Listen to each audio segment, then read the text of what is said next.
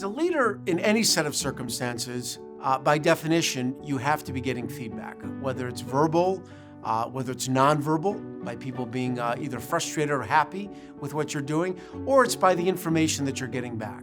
It's the responsibility of everybody on the team, and certainly any appointed leader of the team, that they constantly search out feedback. Listening is probably the most important thing I do, and therefore taking that feedback into account is a critical part of accomplishing any leadership goals.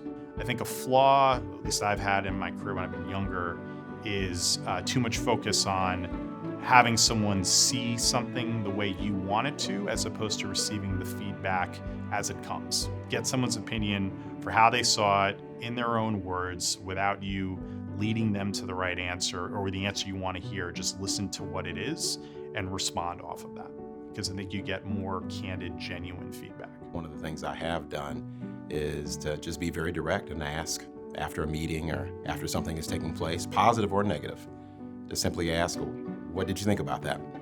Or what did you see in the room? And the next part is very critical, I found. The next thing I should do is just not say anything for as long as possible. And then what I find is that people will give their feedback. They'll say, this is what I saw.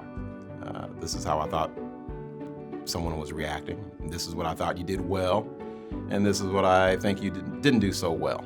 If you're the leader of the group, people naturally aren't going to just come and give you feedback. That can be a little self-defeating for them if you're not the type of leader who can take constructive criticism. So I find it very useful to actually go in and ask people, how do you think the group's working? Are there any groups that you think are not functioning quite as well as others? And then ask about yourself personally. I think that's very important. What can I be doing to motivate the group, to help us attain our goals? And if you ask that question, though, you need to be ready to hear things that might not all be positive. Communication studies show that 80% of communication among people is nonverbal. So I often spend time thinking about when I'm in a group setting, whether it's a business meeting or at a lunch, what kind of feedback cues am I getting from my peers there? And what is that language really saying between the lines? And what kind of behavioral changes or modifications do I need to make to convey my message in a stronger way? Often becoming parts of peer groups with people that might be outside of your company is critically important. So if you're a C-level executive, a CEO, CFO, there are lots of peer groups and organizations that can team you up with other folks. And the more diverse that group is, I think the more successful your feedback is going to be. Because if you're just getting feedback from people that know you every day and only hear the story you're working on every day, you're probably not going to get the full picture in your feedback. So try to make the people that give you feedback or assess you a diverse group, and I think the feedback is better. I get feedback in all kinds of ways. You know, people are giving you feedback all the time if you just are receptive to notice it.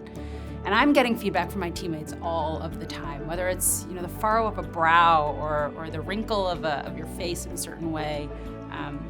Our project manager's sighs, and I always know it's a pregnant sigh. There's something behind that sigh.